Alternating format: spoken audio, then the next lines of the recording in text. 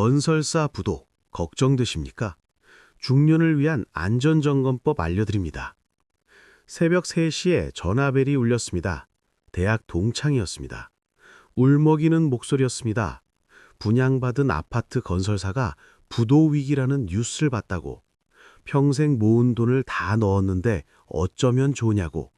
중도금까지 다 냈는데 집을 못 받으면 어떡하냐고 밤새 울었다고 합니다. 전화를 끊고 잠을 이룰 수 없었습니다.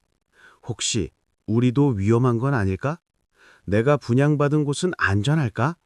아침까지 인터넷을 뒤졌지만 어떻게 확인해야 할지 알 수 없었습니다. 오늘은 건설사 부도로부터 내 재산을 지키는 방법을 알려드리겠습니다.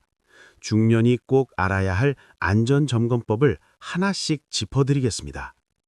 요즘 건설사 부도 소식이 자주 들립니다. 뉴스를 보면 불안합니다. 대형 건설사도 위기라고 합니다. 중소건설사는 더 심각합니다. 분양받은 사람들이 걱정에 떨고 있습니다. 특히 중년들의 불안이 큽니다. 왜일까요? 마지막 기회이기 때문입니다. 한 할아버지의 이야기입니다. 60대 초반입니다. 평생 전세로 살았습니다. 은퇴하기 전 마지막으로 내 집을 마련하고 싶었습니다. 분양 광고를 봤습니다. 좋은 위치였습니다. 가격도 괜찮았습니다. 입주는 3년 후였습니다. 괜찮다고 생각했습니다. 계약금을 냈습니다. 퇴직금의 절반이었습니다. 중도금도 꼬박꼬박 냈습니다. 대출을 받아냈습니다. 잔금까지 합치면 평생 모은 돈이 다 들어갑니다. 하지만 기대에 부풀었습니다. 드디어 내 집을 갖는다는 꿈이 이루어지는 것 같았습니다. 공사가 시작됐습니다. 처음에는 순조로웠습니다. 현장을 자주 찾아갔습니다. 건물이 올라가는 것을 보면 뿌듯했습니다. 내 집이 만들어지고 있었습니다. 입주가 기다려졌습니다. 그런데 1년쯤 지나자 이상한 소문이 들렸습니다. 건설사 사정이 안 좋다고, 자금난이 있다고, 공사가 지연되고 있다고. 할아버지는 불안해졌습니다. 현장에 가봤습니다. 공사가 멈춰 있었습니다. 인부들이 보이지 않았습니다. 며칠 후 청천벽력 같은 소식이 들렸습니다. 건설사가 법정 관리에 들어갔습니다. 부도였습니다. 공사가 중단됐습니다. 할아버지는 패닉에 빠졌습니다. 평생 모은 돈이 날아가는 것 같았습니다.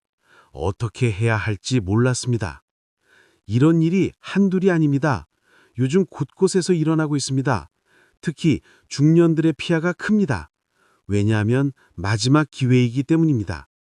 젊었다면 다시 시작할 수 있습니다. 하지만 60이 넘으면 다시 모을 시간이 없습니다. 한 번의 실수가 노후를 망칩니다.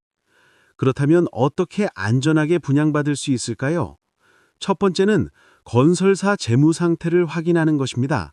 하지만 중년들은 어렵습니다. 재무제표를 볼 줄 모릅니다. 어디서 정보를 찾아야 하는지도 모릅니다. 간단한 방법이 있습니다. 먼저 건설사 이름을 검색하십시오. 포털 사이트에서 뉴스를 찾아보십시오. 최근 1년간 뉴스를 확인하십시오. 부정적인 기사가 많습니까? 자금난, 공사지연, 소송, 이런 단어가 자주 나옵니까? 그렇다면 위험 신호입니다. 한 할머니가 이 방법을 썼습니다. 분양을 고민하고 있었습니다. 건설사 이름을 검색했습니다. 뉴스가 많이 나왔습니다. 대부분 부정적이었습니다. 자금난 기사, 공사 중단 기사, 소송 기사. 불안했습니다. 계약하지 않기로 했습니다. 몇 달 후 그 건설사가 부도났습니다. 할머니는 안도했습니다. 간단한 검색이 재산을 지켰습니다. 인터넷만 할 줄 알면 누구나 할 수 있는 방법입니다. 귀찮아도 꼭 하십시오. 몇 분의 수고가 수억 원을 지킵니다. 두 번째는 시공 실적을 확인하는 것입니다. 그 건설사가 지금까지 뭘 지었는지 봐야 합니다. 실적이 많습니까? 완공한 단지가 많습니까? 평판이 좋습니까? 이것들을 확인해야 합니다. 한 할아버지가 현명하게 했습니다. 분양받기 전에 건설사가 지은 아파트를 찾아갔습니다. 실제로 살고 있는 사람들을 만났습니다. 물어봤습니다. 시공 품질이 어떤지, 하자가 많은지, AS는 잘 되는지 생생한 정보를 얻었습니다. 결과는 좋았습니다. 주민들이 만족했습니다. 시공 품질이 좋다고 했습니다. 하자도 적고 AS도 잘 된다고 했습니다. 할아버지는 안심하고 분양받았습니다. 직접 확인한 것이 신뢰를 줬습니다. 반대 사례도 있습니다. 한 사람이 건설사 실적을 확인했습니다. 지은 아파트가 거의 없었습니다. 신생 회사였습니다. 경험이 부족해 보였습니다. 불안했지만 가격이 저렴해서 혹했습니다. 계약했습니다. 공사 중에 문제가 생겼습니다. 품질이 엉망이었습니다. 하자가 많았습니다. 공사가 지연됐습니다. 결국 입주가 1년이나 늦어졌습니다. 경험 부족한 건설사의 문제였습니다. 저렴한 가격에 이유가 있었습니다. 세 번째는 분양가를 비교하는 것입니다. 주변 시세보다 너무 싸면 의심해야 합니다. 건설사가 자금난으로 급하게 파는 것일 수 있습니다. 싸다고 좋은 게 아닙니다. 이유가 있습니다. 한 지인이 이것을 몰라 손해를 봤습니다. 분양가가 시세보다 20% 쌌습니다. 너무 좋아 보였습니다. 기회라고 생각했습니다. 주변 사람들도 부러워했습니다. 서둘러 계약했습니다. 나중에 알았습니다. 건설사가 심각한 자금난이었습니다.